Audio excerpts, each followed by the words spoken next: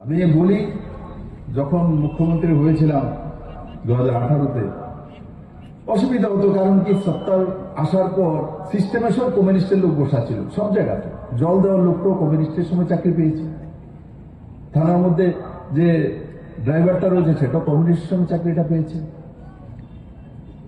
আমরা তো নতুন এসেছি, এরা ওদের ক্যাডার ছাড়া কাউকে চাকরি বাকরি দিত না, অসুবিধা হতো। নতুন মানুষ।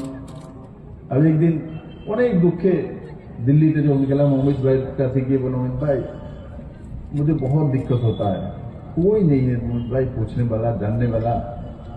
तो हमारे बोले, अरे वो जो बुढ़वा है ना, हम लोग कौन? अरे छोटा सा जो है, हम लोग रतनदा, वो तो हाँ उसी को काम पे लगा ना, उसके साथ डिस्कस कर, ये तेरे को बताएगा। तो রতনদাকে দেশের গৃহমন্ত্রী যাকে চাণক্য বলে ও রিকগনাইজ করেছে 2018-এ। আর বিপ্লব জনকে বলছে যে ওনার সঙ্গে পরামর্শ কর। He is experienced man, leader of opposition ছিল, এমএলএ এত বছর যাবৎ, জনপ্রতিনিধি, তার সঙ্গে কথাবার্তা বলবো। কারণ বাকি কার সঙ্গে কথা বলবো? আমরা সবাই তো নতুন,